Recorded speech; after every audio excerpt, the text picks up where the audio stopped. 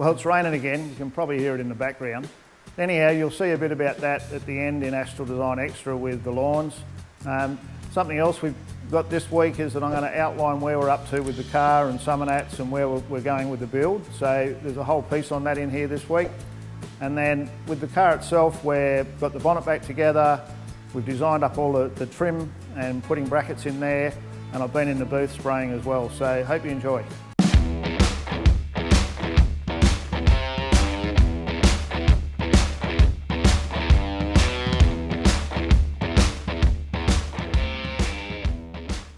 Righto, so back in the cardboard display type situation, which we always seem to be doing. So I've always used cardboard and I'm really happy that Simon's a bit the same. So we've just been trying to work out how we'll make this boot look. So we've got lights to try and get around and locks and then try and get it so it's got a nice appearance about it.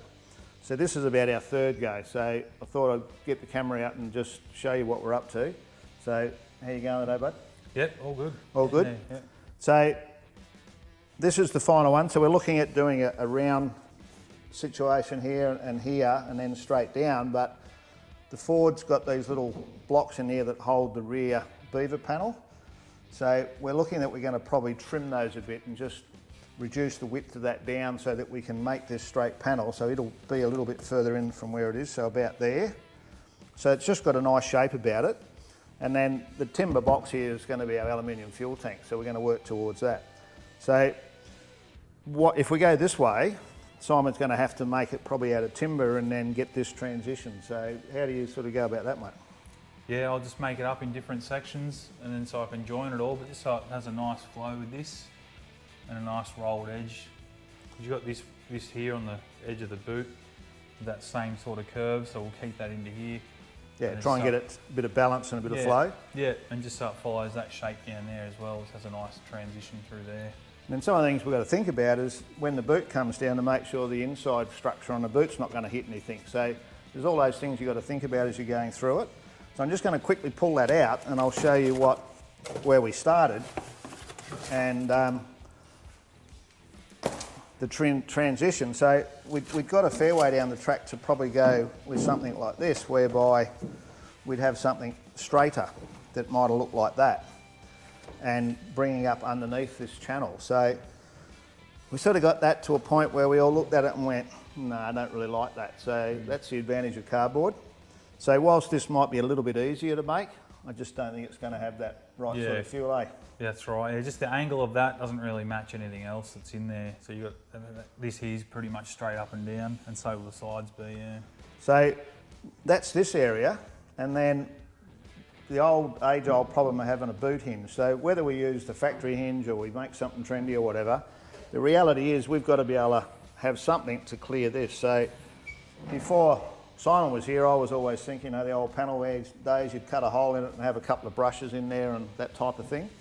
So Simon's come up with the idea that we actually make a box in this way and then extend this, what is the wheel tub behind there and the fuel filler, and have a little boxed in area so that the hinge all becomes exposed. So I'm really comfortable the way that's going to work. And then we need access behind this for the battery. So in behind there is the battery, sub box, carbon canister, and the amplifiers for the sound system. So the decision was whether we would utilise, visually the amps or not, and we've pretty much decided now they'll be behind. And then all this lower section through here will be fixed, and this full panel will actually come out through to that level to get to the battery and anything else, the amps and so on. So that'll be a drop-in panel with some sort of anchors. Yep. I don't know, what do you use, magnets or clips or? Anything yet. Work that out. So that'll come out. So it's that whole process. Today's about design, and the reason for the design is we've now got to put in some steel framework for all those panels to clip onto. So once we've got a design concept, we'll put some steel in there because I'm trying to get to a point where I can get all this painted. So we'll weld the brackets in, Simon can start making his panels, and we'll have a boot. That's it. Good awesome. Plan. What the bloody hell are you doing? Cutting up. Bit of a pain. We go to a process, we get everything finished, then when the trimmer comes in, now we're cutting things and shutting things. So you can see there, I talked earlier about making brackets, so Darren's been putting the brackets in to take all the trim, and we're now just cutting down these mounts, what I class as bumper bar mount. So we've still got, I think, enough support there, and it just makes the trim fit a whole lot better. So just cut that down and trimmed it up, so now we'll just get it welded in.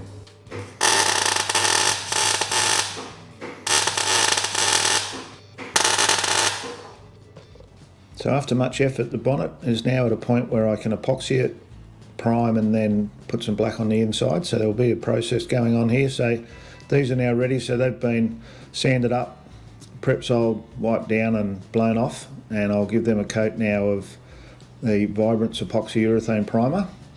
And then the next phase will be to wet on wet some primer on those.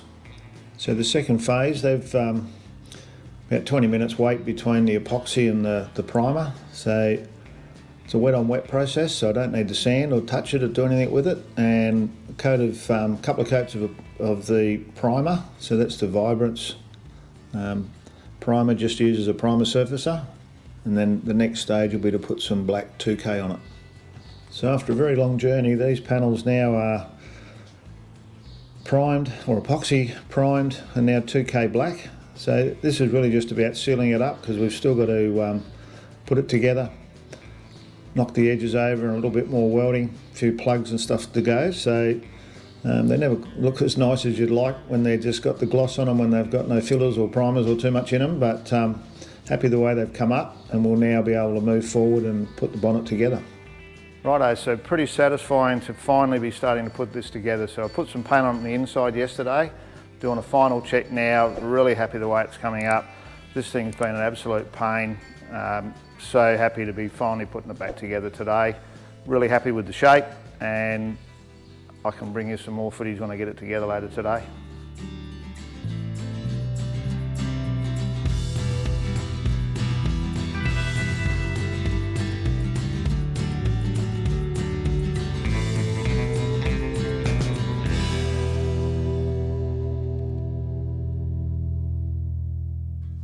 So I've stripped a whole heap of parts off the car now, so back bumper, all the internal brackets, and just a few other bits and pieces that we've got kicking around need to go to blasters, so I'll take them down to Steve and he'll sort that out for me. Once the brackets come back from the blaster, I hang them up in the booth on these little straps, which make life fairly easy.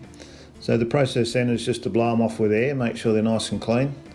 And because the blasting's so effective and clean, I normally just paint straight over that, then I don't touch them.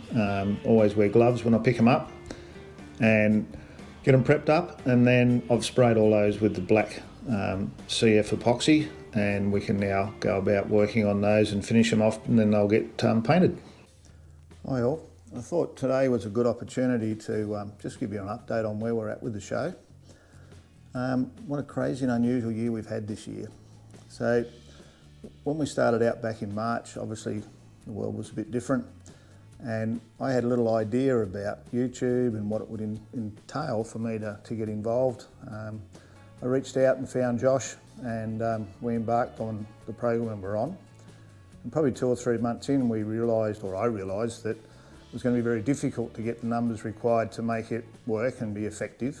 And after much discussion with a few people I know, decided that I would continue to embark on it, and with Josh's support, look to try and get our 1,000 subscribers and the 4,000 hours we needed to try and get some sort of return to help pay for the cost to run the show. So with all that in mind, I had to then look at how we'd go about it. So as we got involved with the pandemic, I decided that we needed to keep going, but that would entail that I would be required to do a lot of the shooting and the filming, and get myself more organised. So I embarked down the track of getting, the GoPro, and then the lighting and all the different things, and the microphones and all the things that you need to have to do a decent job of it. So been a massive learning curve, and with Josh's help and a few other people, and a lot of YouTubing myself to find out how things work and what to do and the best way to get your lighting right.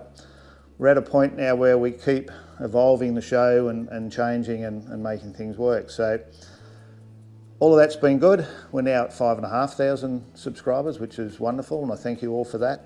And our viewing's been exceptional for the age of the channel, and it's just sort of plateaued a little bit now. I think that everyone's coming out of lockdown and our lives are getting a little bit back to normal. So we're pushing forward with the channel, and you've seen the introduction of Astill Design EXTRA. So within the next couple of weeks, that'll actually go out on its own, and that'll be more like a lifestyle channel for Astill Design and myself. So later in the year, when we start to do things like Summernats, we'll be able to bring you some footage of those sorts of things in Astill Design EXTRA. And then with Boss XC, clearly as the months tick by, it's become fairly clear that we're getting way behind in relation to having the car at the Summernats. So I had a lengthy discussion with Peter, the owner, on Friday, and after much discussion and debate, we've made the decision that Summernats is really not the goal anymore. It disappoints me. I don't like to not make a deadline, but you've got to be realistic. With the limitations that have been put on us in the last 6 months, it's impossible to really do the job properly and look to get the car together.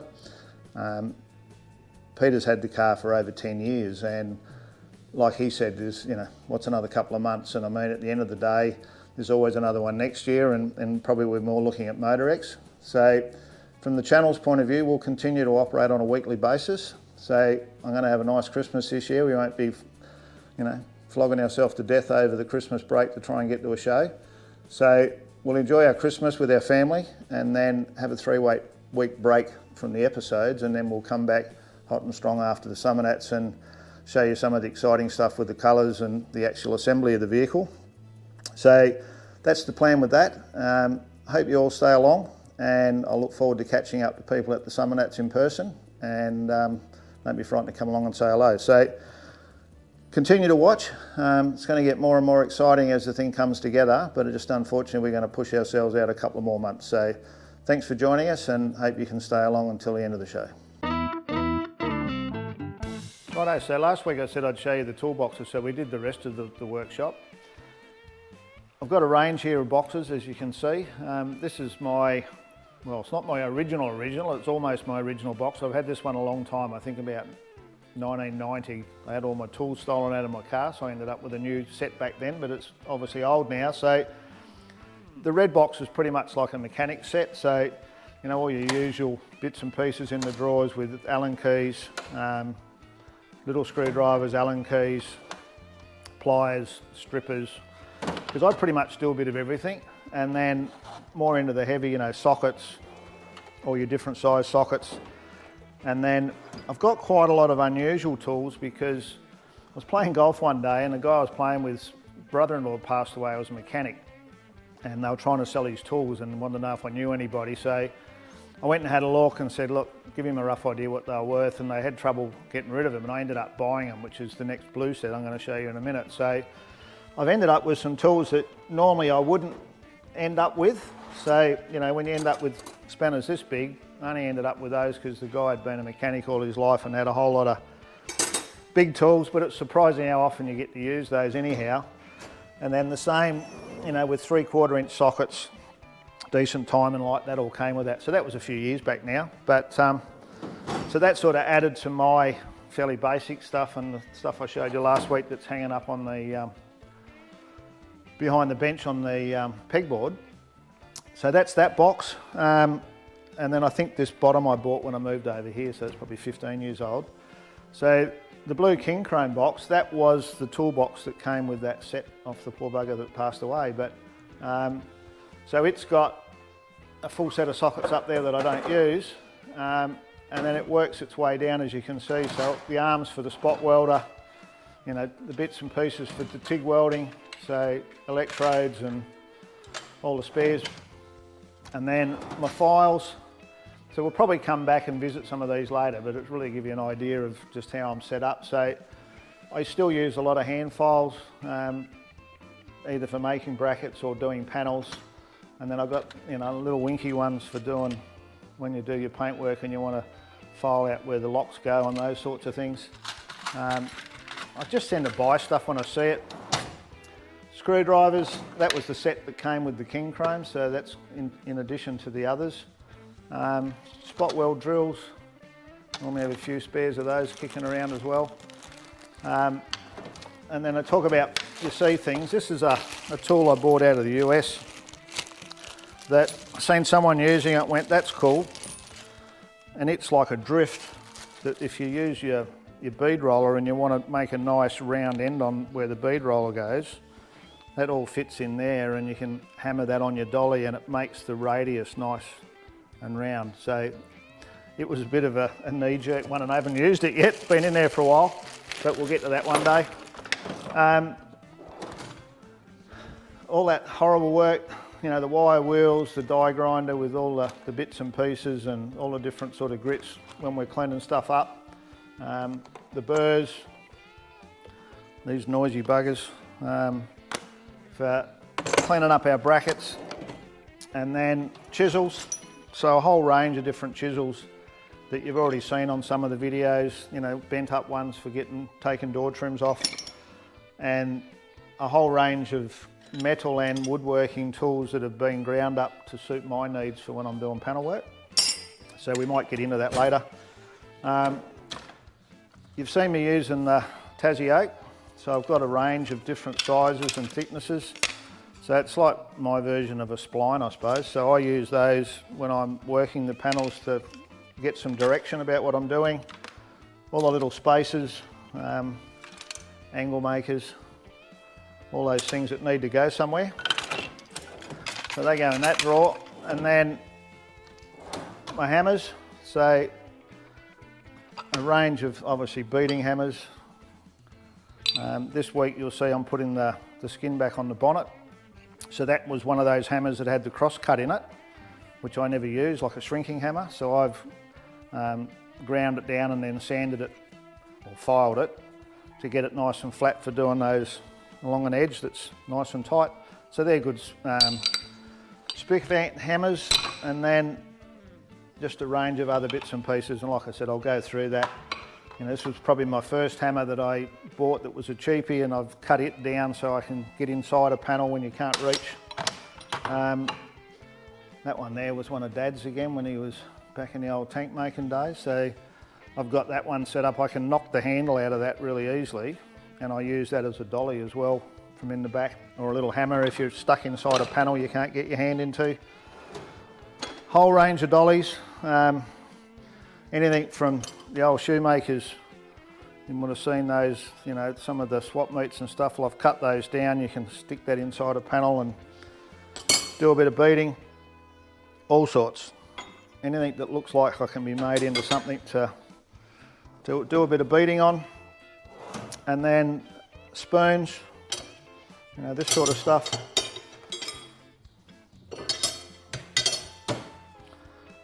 To try and get in. And then the slapper bars, which I've made up myself. And then that's a bought one with the file on it. I tend not to use that. I like the flat ones. And then I talked about this on one of my other videos, but that's like a body file. And when I first started, so a long time ago now, I made that out of a bit of 4x2, 5x2 maybe, and made that up. And I've just stuck with it because you can buy nice flash handles, but that's the one I use. The profile maker. So when you need to make a profile or something, I'm sure people have seen these, but that gives you the shape of whatever you're trying to make. So on a panel, you know, it's really good. It's an earlier version with the pins, the same sort of thing. And then another file there that nice and shiny. That one, it don't get used much, but it's obviously you can curve that, which helps. Vice grips. Never got enough vice grips, so it's been a case of, you know, buy another set. So the main ones I use seems to be this shape, and then they all go up in size. That was like a wide bill one I've cut down. So they're all sorts of different shapes and sizes, and then we go into the large ones. So G clamps, F clamps, all that sort of stuff. And then the grinders. So what do we got? 1, 2, 3, 4, 5, 6, 7 at the moment. So depending on how many I've burnt out or what I'm up to. So I've normally got 2 of the 5-inch and the rest of 4s. And the reason for so many is it's sort of one per job, so I don't have to spend the time taking the... So we've got a cutting, Scotch Brite, flapper disc, wire wheel, all the different ones. I've got one each. So the fact they're $100 each, I'm happy to have a lot of them, and I can just keep using them without having to go to the trouble of changing the blades. And then down the bottom, there's a couple of my old favourites. That was my original buff that I use as a sander and a stripper, obviously. And then I've got a right angle drill there that I ended up with from when I had my shop called Rock Solid Automotive in Broken Hill back in 1990. We used to do car audio, so we had that for drilling the speaker holes in the rear shelf. So it's surprising how handy that's been. And then the little electric file, that's only a new one. My old Black & Decker died, so it had lasted about 30 years, so I did the right thing and bought another one. So they're really handy, getting in around door gaps and that sort of thing. So that's pretty much that one. And then that's our consumables that go with those. So, 4-inch, 5-inch, 40 grit. And then I use quite a lot of these little flat fellas as well, rather than a flapper. So that pretty much covers that box. So pretty much every morning nowadays I'm out here doing exercise. Normally do an hour on the treadmill. Find something to watch on telly. Pretty good at the moment with SEMA, watching a few guys live. So varied on the footage, but it's pretty good.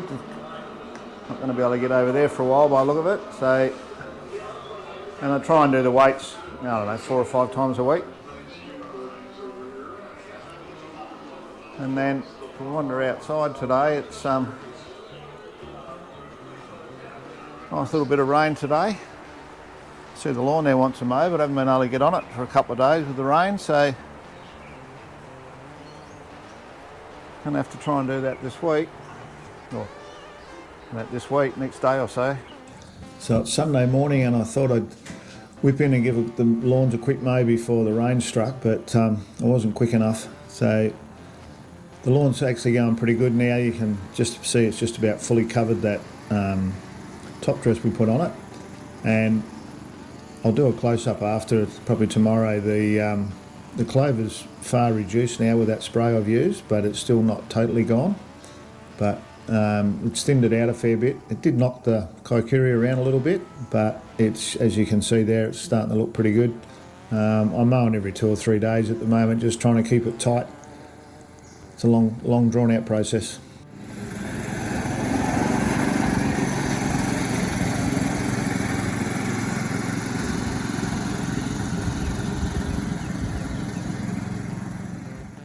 So as you can see, the going's getting tough down the bottom, so the rain's coming down and that makes everything a bit heavy, so I've had to force the mower a bit, but I need to get that lawn off of there because it's meant to rain all day today and tomorrow, so if I don't get the grass off, I'll lose everything I've tried to do with the top dress. So you can see it's struggling a bit, so you can give the old clutch cable a bit of a yank, get it going. But yeah, wet as a shag, but what do you do? Okay, so we all now know that Boss XC won't be at Summernats. I'm going to be there. Obviously a lot of you guys are going to be there. Just comment down below, let me know what you're bringing. We can catch up down there and subscribe, link, don't forget about the merch.